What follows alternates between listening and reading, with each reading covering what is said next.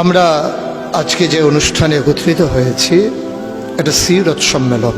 নবীজির জীবনের দুইটি দিক, একটি হচ্ছে সুরত আর একটি হচ্ছে সিরত। সিরত অনুকরণীয় আর সুরত প্রশংসনীয়। সুরত ধারণ করার ক্ষমতা কোনো মানুষের নেই।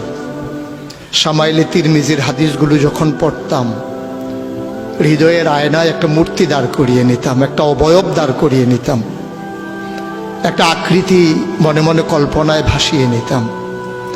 চাইতাম আমিও যদি এমন হতে পারতাম, কিন্তু যা হবার নয়।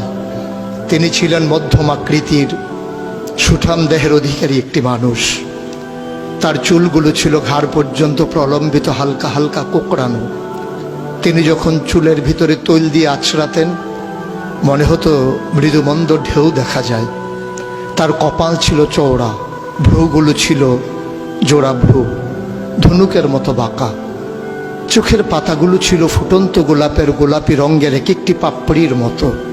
তিনি কখনো বা যখন চোখের পলক ফেলতেন, মনে হতো মৃদুমন্দ বাতাসে গোলাপ পাপড়ি যেন দোল খাচ্ছে।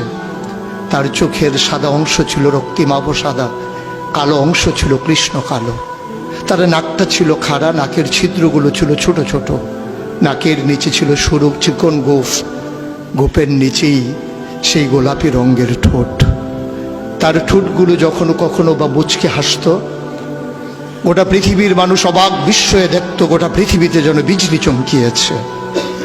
তিনি কখনো বা যখন এই রাস্তা দিয়ে হেঁটে যেতেন, 1 মাস পরেও কখনো যখন সাহাবা হাঁটতেন, তার গায়ের জান্নাতি গন্ধ তারা পেতেন।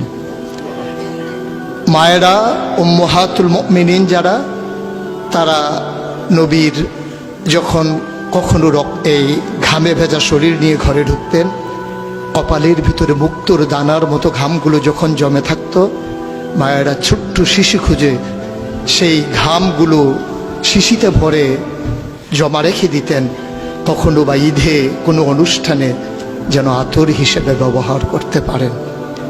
এই সুরত ধারণ করা কোনো মানুষের সাধ্যর বাইরে। কখনোই কোনো মানুষ এই সুরত ধারণ করতে পারবে না চেষ্টা করলেই। কিন্তু তার সিরত যেটা অনুকরণীয়, অনুপম আদর্শ। তিনি এসেছিলেন এই জন্যে, ওয়ামা আরসালনাকা ইল্লা রাহমাতাল লিল আলামিন। তিনি ছিলেন রহমত গোটা ধরনীর জন্যে। যেমন করে আল্লাহ বলেছেন, ফাবিমা রাহমাতিন মিনাল্লাহি লিনতা লাহুম ওয়ালাউ কুনতা ফাজ্জান গালিজাল কলব লানফাদ্দু মিন হাওলিক ফাআফু আনহুম ওয়াস্তাগফির লাহুম ওয়াশাওিরহুম ফিল আমর ফাইজা আযামতা ফাতাওয়াক্কাল আলাল্লাহ ইন্নাল্লাহা ইউহিব্বুল মুতাওয়াক্কিলিন। তিনি এসেছিলেন তেমন করে। কেন তাকে পাঠানো হয়েছিল? আল্লাহ নিজেই বলেছেন, লাকাদ কানা লাকুম ফি রাসূলিল্লাহি উসওয়াতুন হাসানা। তিনি ছিলেন মডেল, তিনি ছিলেন আইডল, তিনি ছিলেন আইকন, তিনি ছিলেন অনুপম আদর্শ, তিনি ছিলেন উসওয়াতুন হাসানা। তিনি গোটা মানব জাতির জন্য সকাল থেকে সন্ধ্যা, রান্নাঘর থেকে সংসদ ভবন, তার জীবনের ব্যক্তি জীবন, পারিবারিক জীবন, সমাজ জীবন, রাষ্ট্রীয় জীবন, অর্থনৈতিক জীবন, ইন্টারন্যাশনাল রিলেশন, সকল ক্ষেত্রে তিনি ছিলেন আদর্শ, তিনি ছিলেন মডেল, তিনি ছিলেন আইকন।